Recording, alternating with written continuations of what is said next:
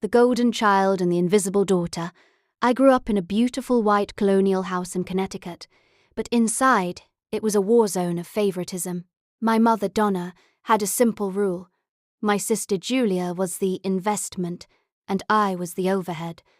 One night, 9 years ago, I asked for help with my college tuition. My mother slid a $120,000 check across the table to Julia for her potential, while looking me in the eye and saying, "You need to learn independence.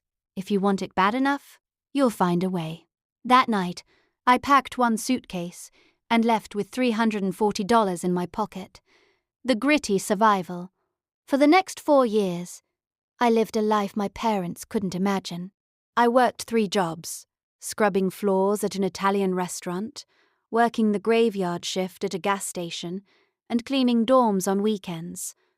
My hands were perpetually cracked from dish soap, and I slept only 3 hours a night. While Julia posted photos of her new Audi and luxury lifestyle on Facebook, I was coding my first software prototype in a basement.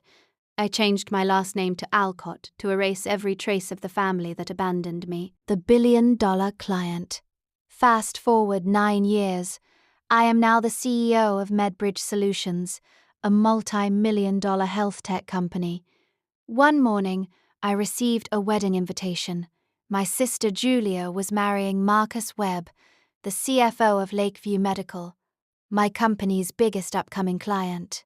Marcus knew me as Paige Alcott, the powerhouse CEO, but he had no idea I was the estranged, difficult sister Julia had lied about for years. I decided to attend, not for a reunion, but for accountability. The garden confrontation. The wedding was at a lavish vineyard. When I arrived, my mother's face turned ashen. She cornered me behind a trellis of roses, hissing, "What are you doing here? You haven't been part of this family for a decade. Don't you dare make a scene." I calmly replied, "I'm just a guest, Mom." She sat me at the very back table, next to the kitchen entrance, hidden behind a pillar so their wealthy guests wouldn't see the failure of the family. The CEO reveal. During the reception, Marcus, the groom, spotted me. To my mother's horror, he grabbed the microphone.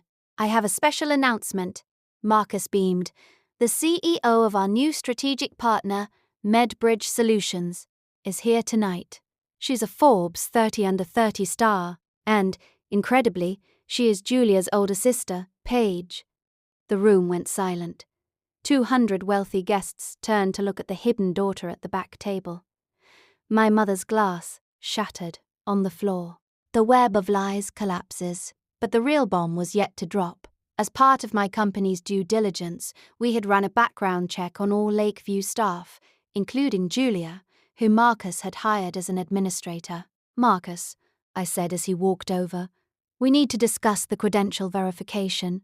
It turned out Julia had faked her entire master's degree. She never graduated college. She had spent my parents' $120,000 on parties and used a fake certificate to get her job. Marcus looked at Julia, his face twisted in disgust. "Did you lie to me about everything?" The cancelled wedding. The wedding stopped mid-reception. Marcus realized that Julia wasn't just a liar. She had committed corporate fraud. "This wedding is over," he declared, walking off the stage. My mother lunged at me, screaming that I had destroyed Julia's life. I looked at her and said, "I didn't destroy it. I just stopped protecting her lies. You told me to be independent, Mum. This is what independence looks like." My father, who had been silent for 9 years, finally stood up and wept, realizing the monster he had helped create. The aftermath and freedom. Today, I sit in my Boston office overlooking the skyline. Julia is facing a legal review for her fake credentials, and my mother's perfect social circle has vanished. People ask if I feel vindicated. I don't. Vindication implies I needed them to be wrong for me to be right. I don't need their approval anymore. To anyone who was the scapegoat of their family, their rejection is not your reflection. I built my life with my own 2 hands, and for the first time in 9 years, I finally sleep in peace.